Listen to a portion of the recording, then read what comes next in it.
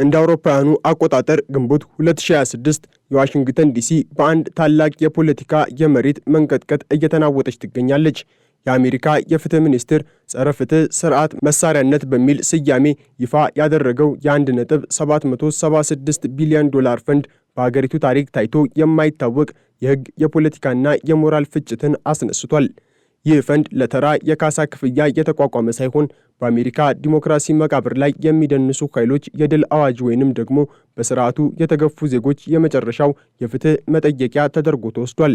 የገንዘቡ መጠን 1.7 ቢሊዮን መሆኑ በራሱ የአሜሪካን የነጻነት ዘመን ማለትም 1776 የሚያስታውስ ሲሆን ይህም በራሱ በትራምፕ አስተዳደርና በተቃዋሚዎቻቸው መካከል ላለው እሳታማ ፍልሚያ እንደ ቤንዚን ሆኖ አገልግሏል። ይህ ታላቅ የገንዘብ ክምር የአሜሪካን የፖለቲካ ምህዳር ለሁለት የከፈለ ሲሆን በአንድ በኩል የነጻነት ተዋጊዎች ተብለው የሚጠሩት የትራምፕ ታማኞች፣ በሌላ በኩል ደግሞ የህግ የበላይነት ሊፈርስ ነው የሚሉ ህገ መንግስታዊ ተሟጋቾች እርስ በርስ የሚላተሙበት አዲስ አውድ ሆኗል። ይህ ፈንድ በድንገት ከሰማይ የወረደ ሳይሆን በትራምፕና በልጆቻቸው እንዲሁም በገቢዎች ባለስልጣናት መካከል የነበረውን የግብር መረጃ ፍሰት ክስ ለመቋጨት የተደረገ ምስጢራዊ በሚመስል የሰፈራ ስምምነት የተወለደ ነው። ሆኖም ግን ነገሩ ከግብር መረጃ በላይ ጥልቅ የሆነ የሴራ ትብትብ እንዳለው ግልጽ ነው። ይህ ስምምነት የፕሬዝዳንቱን የግል ጥቅም ከአገሪቱ ካዝና ጋር በቀጥተኛ ያቆራኘ ሲሆን ተቺዎች ይህንን በአሜሪካ ፕሬዝዳንት ታሪክ ውስጥ የታየው እጅግ ግዙፍና አሳፋሪ የግል ጥቅም ፍለጋ ሲሉም ይገልጹታል።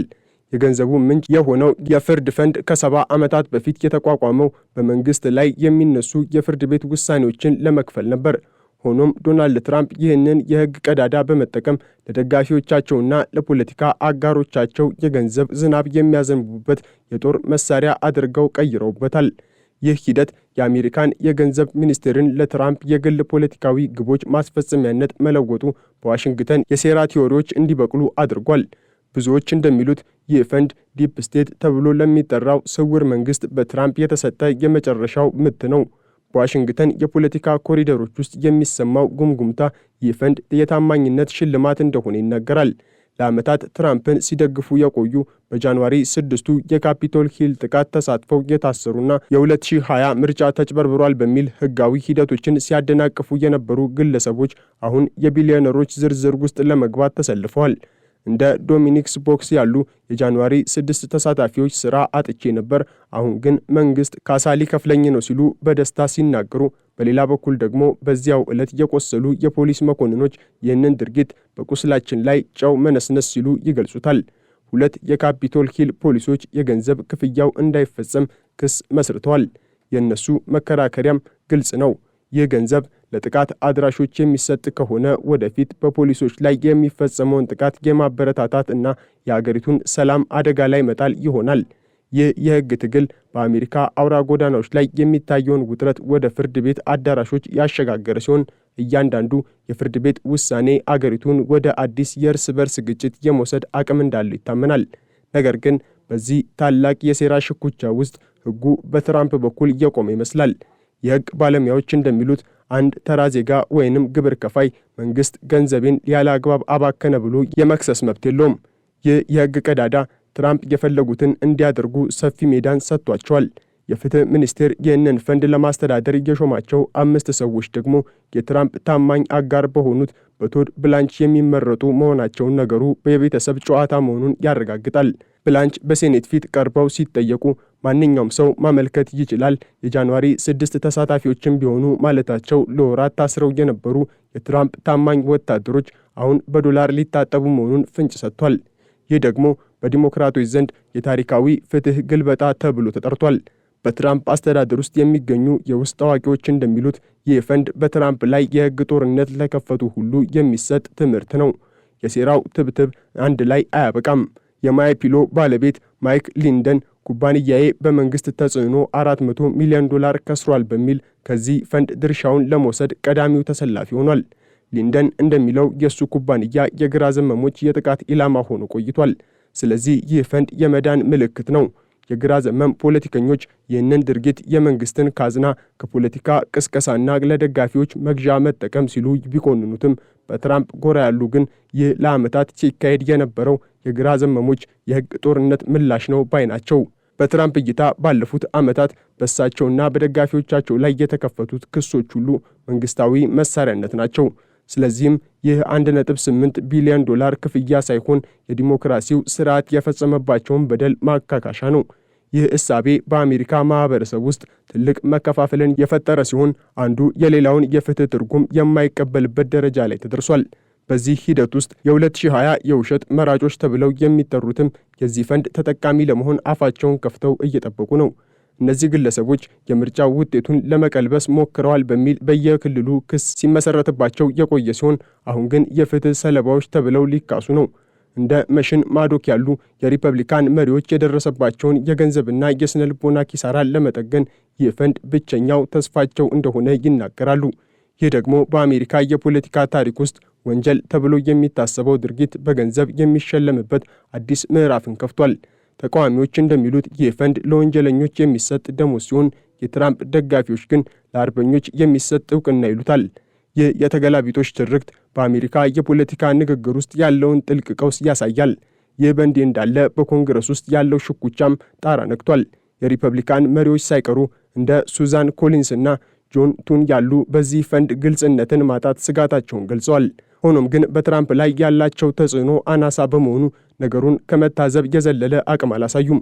በሌላ በኩል ዲሞክራቶች እንደ ጄሚ ራስኪን ያሉ ይህንን የሙስና ቁንጮ ሲሉ የገለጹት ሲሆን ፈንዱን ለማገድ አዳዲስ የሕግ ረቂቆችን እያቀረቡ ነው።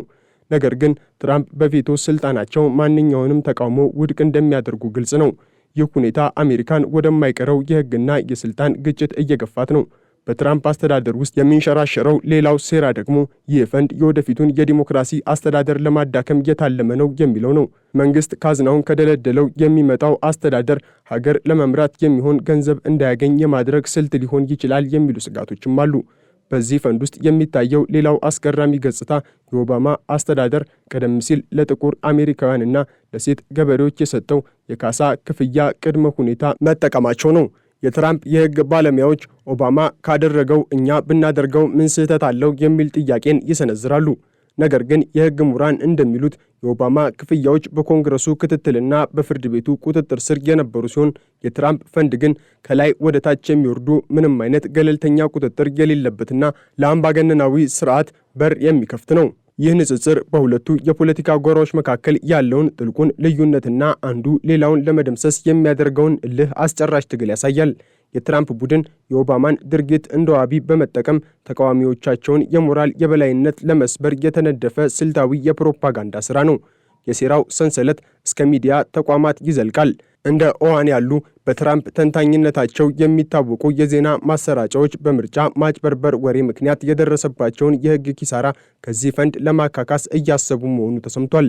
ይህ ማለት መንግስት የውሸት ወሬ የሚያሰራጩ ተቋማትን በገንዘብ ይደግፋል ማለት ነው በሚል ትልቅ ተቃውሞን አስነስቷል። በአንጻሩ የቀድሞ የኤፍቢአይ ዳይሬክተር ጄምስ ኮሚ እኔም በመንግስት ተበድያለሁ፣ ስለዚህ ለካሳው ተሰላፊ ነኝ ሲሉ በፌዝ መልእክት የተናገሩት የፈንዱን አሳሳቢነትና ምን ያህል ለትርክት መጫወቻ እንደሆነ ያሳያል። የኮሚ መግለጫ በትራምፕ ደጋፊዎች ዘንድ እንደ ታላቅ ክህደት የታየ ሲሆን በዲሞክራቶች ዘንድ ደግሞ የሁኔታውን አስቂኝነት የሚገልጽ ሆኖ ተገኝቷል። ይባስ ብሎም በኮሎራዶ ግዛት ምርጫ አጭበርብራቸዋል ተብለው የተፈረደባት ቲና ፒተርስ በቅርቡ ከእስር ተለቃ የዚህ ፈንድ ተጠቃሚ እንደምትሆን ስትገልጽ የዲሞክራሲው ስርዓት ምን ያህል እየተሸረሸረ መሆኑን የሚያሳይ ድምፅ ሆኗል። ምክትል ፕሬዚዳንት ጄዲ ቫንስ ቲና ፒተርስን ንጹሕ አያት ሲሉ መጥራታቸው በትራምፕ አስተዳደር ውስጥ ያለው የፍትህ ትርጓሜ ከሕግ መጻሕፍት የወጣ ሳይሆን ከፖለቲካዊ ታማኝነት የመነጨ መሆኑን ያረጋግጣል።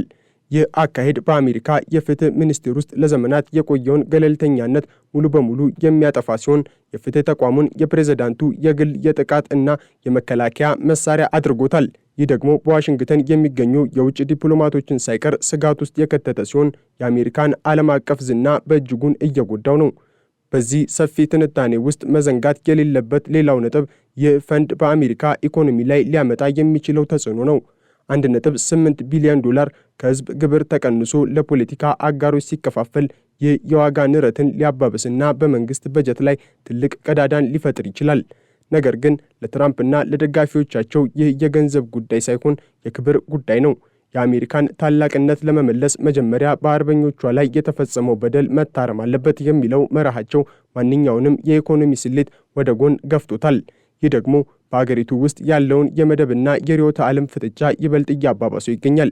የከተማ ነዋሪዎችና የተማረው ክፍል ይህንን ድርጊት እንደ ዘረፋ ሲመለከቱት፣ በትናንሽ ከተሞች የሚገኙ የትራምፕ ደጋፊዎች ግን እንደ መለኮታዊ ፍትህ ይቆጥሩታል። ይህ የ$1.776 ቢሊዮን ፈንድ ከአሜሪካ ካዝና የሚወጣ ገንዘብ ብቻ አይደለም።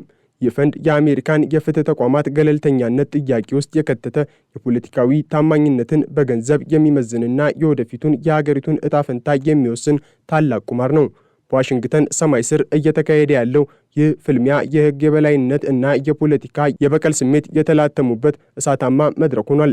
አሜሪካ በዚህ ፈንድ አማካኝነት ፍትህን ታገኛለች ወይንስ የዲሞክራሲ ስርዓቷን ለመጨረሻ ጊዜ ትቀብራለች የሚለው ጥያቄ የዓለምን ትኩረት ስቧል። የሴራው ትብትብ እየጠነከረ ሽኩቻውም እያየለ ባለበት በዚህ ወቅት አንድ ነገር ግልጽ ሆኗል። የአሜሪካ ፖለቲካ ዳግም እንደ ቀድሞ ሊሆን አይችልም።